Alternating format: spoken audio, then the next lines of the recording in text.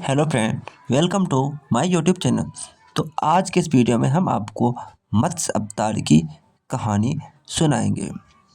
तो मत्स्य अवतार भगवान विष्णु के प्रथम अवतार हैं। मछली के रूप में अवतार लेकर भगवान विष्णु ने एक ऋषि को सब प्रकार के जीव जंतु एकत्रित करने के लिए कहा और पृथ्वी जब जल में डूब रही थी तब मत्स्य अवतार में भगवान ने उस ऋषि की नाव की रक्षा की। इसके पश्चात ब्रह्मा ने पुनः जीव का निर्माण किया। एक दूसरी मान्यता के अनुसार एक राक्षस ने जब वेदों को चुराकर सागर की अथाह गहराई में छुपा दिया तब भगवान विष्णु ने मत्स्य रूप धारण करके वेदों को प्राप्त किया और उन्हें पुनः स्थापित किया। मत्स्य अवतार की कथा। एक बार ब्रह्मा जी की असावधानी के कारण एक बहुत बड़े दैत्य ने वेदों को चुरा लिया। उस दैत्य का नाम है ग्रीव था। वेदों को चुरा लिए जाने के कारण ज्ञान लुप्त हो गया।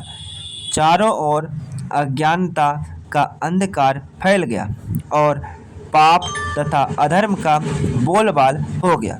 तब भगवान विष्णु ने धर्म की रक्षा के लिए मत्स्य रूप धारण करके हयग्रीव का वध किया और वेदों की रक्षा की। भगवान ने मत्स्य का रूप किस प्रकार धारण किया, इसकी विषय में करनी कथा इस प्रकार है कि कल्पांत के पूर्व एक पुण्यात्मा राजा तप कर रहा था। राजा का नाम सत्यव्रत था। सत्यव्रत पुण्यात्मा तो था ही, बड़े उदार हृदय का भी था। प्रभात का समय था, सूर्योदय हो चुका था। सत्यव्रत कृतमाला नदी में स्नान कर रहा था। उसने स्नान करने के पश्चात जब दर्पण के लिए अंजलि में जल लिया तो अंजलि में जल के साथ एक छोटी सी मछली भी आ गई। सत्यव्रत ने मछली को नदी के जल में छोड़ दिया। मछली बोली, राजन, जल के बड़े बड़े जीव छोटे छोटे जीव को मारकर खा जाते हैं। अवश्य कोई बड़ा जीव मुझे भी मारकर खा जाएगा। कृपा करके मेरे प्राणों की रक्षा कीजिए। सत्यव्रत के हृदय में दया उत्पन्न हो उठी। उसने मछली को जल से भरे हुए अपने कमंडल में डाल लिया। तभी एक आश्चर्यजनक घटना घटी। एक रात में मछली का शरीर इतना बढ़ गया कि कमंडल उसके रहने के लिए छोटा पड़ने लगा। दूसरे दिन मछली सत्यव्रत से बोली, राजन, मेरे लिए रहने के लिए कोई दूसरा स्थान ढूंढिए, क्योंकि मेरा शरीर बढ़ गया है।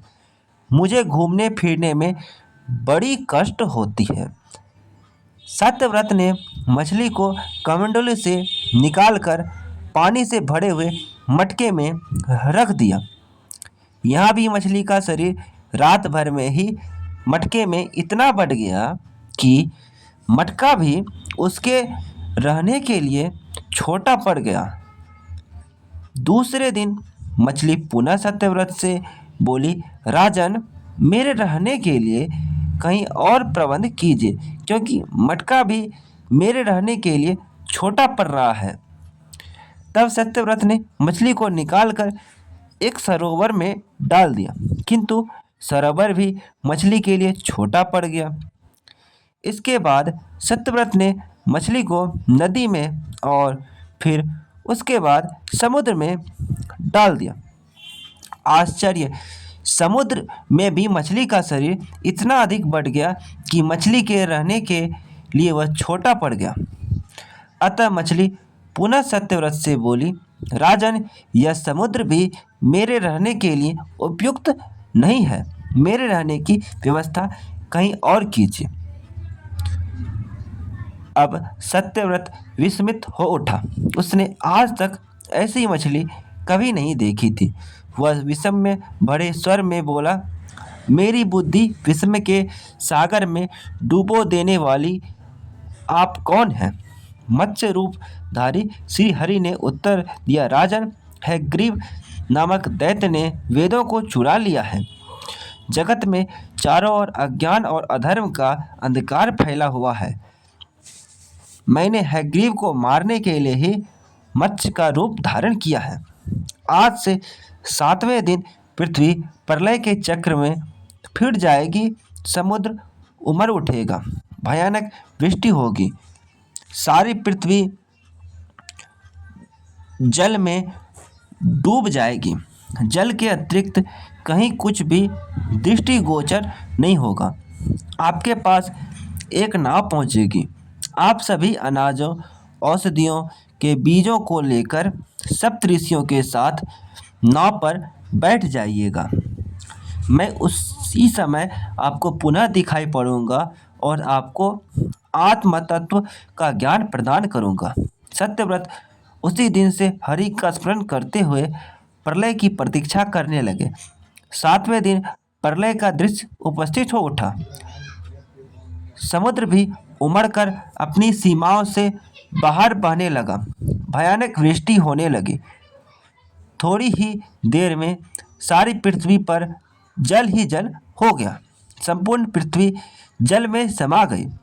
उसी समय एक नाव दिखाई पड़ी। सत्यव्रत सप्तऋषियों के साथ उस नाव पर बैठ गए।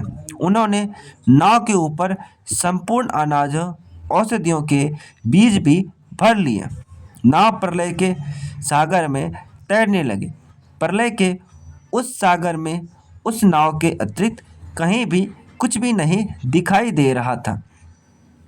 सहसा मत्स्य रूपी भगवान प्रलय के सागर में दिखाई पड़े। सत्यव्रत और सप्तऋषिगण मत्स्य रूपी भगवान की प्रार्थना करने लगे। भगवान ने आत्मज्ञान पाकर सत्यव्रत का जीवन धन्य हो उठे। वे जीते जी ही जीवन मुक्त हो गए। प्रलय का प्रकोप शांत होने पर मत्स्य रूपी भगवान ने हयग्रीव को मारकर उससे वेद छीन लिए। भगवान ने वेद ब्रह्मा जी को पुनः प्रदान किए। इस प्रकार भगवान ने मत्स्य रूप धारण करके वेदों का उद्धार तो किया ही, साथ ही संसार के प्राणियों का भी अमित कल्याण किया। तो फ्रेंड्स, ये कथा इसी प्रकार थी। अब आगे हम आपको अगले वीडियो में इसके आगे की कथा, या मतलब कि मैं अगला कोई और कथा आपको सुनाऊंगा। तो फ्रेंड्स, हमारे साथ बने रहिए। अगर आप हमारे चैनल पर नए हैं तो हमारे चैनल को सब्सक्राइब कर दीजिए। Thanks for watching my videos.